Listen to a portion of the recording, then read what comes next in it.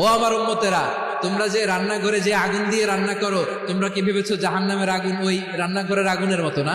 আপনারা কিচেনে যে রান্না করেন, রান্নাঘরের আগুন আর জাহান্নামের আগুন তো একই না? সিলেটের ভাইরা বুঝে থাকলে উত্তর দেন। কিচেনের রান্নাঘরের আগুন আর জাহান্নামের আগুন এক না? একরকম। বিষ্ণু বলেন জুজউন মিন ৭০ জুজআন মিন হাররি জাহান্নাম। জাহান্নামের আগুন দুনিয়ার আগুনের চেয়ে কমপক্ষে ৭০ গুণ বেশি তেজওয়ালা।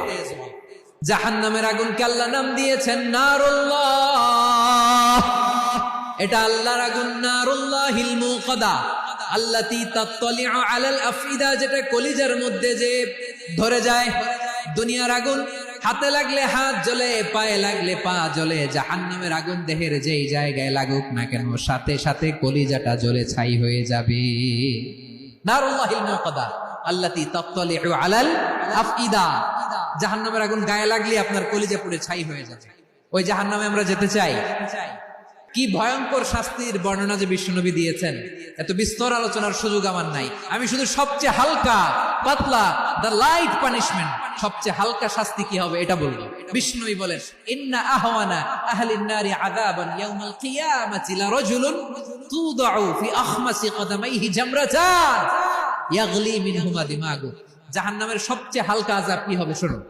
জাহান্নামের সবচাইতে হালকা আযাব হলো ওই ব্যক্তির আযাব যার পায়ে দুটো জাহান্নামের আগুনের জুতা পুড়িয়ে দেয়া হবে।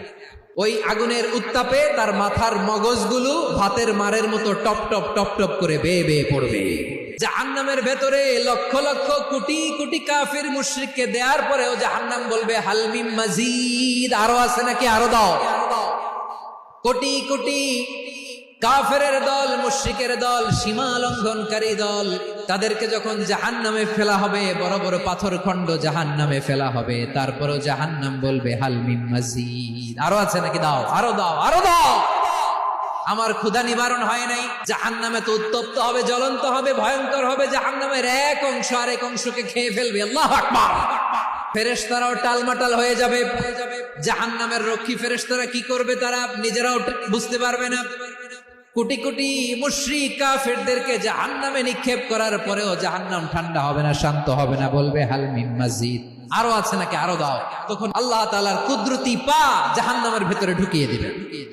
কোনো কিছুতেই যখন জাহান্নামকে শান্ত করা যায় না, আল্লাহ তাআলা তার কুদরতি পা জাহান্নামে ঢুকিয়ে দিবেন। দেওয়ার সাথে সাথে জাহান্নাম থেকে আওয়াজ আসবে কত কত বিইজ্জাতিকা ওয়া বিকারামিকা, আল্লাহ আপনার ইজ্জতের কসম, যথেষ্ট হয়েছে, এনাফ এনাফ, আর লাগবে না। সুবহানাল্লাহ বল।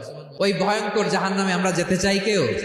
আমরা সব সময় ওই জাহান্নাম থেকে আল্লাহর কাছে পানাহা চাই।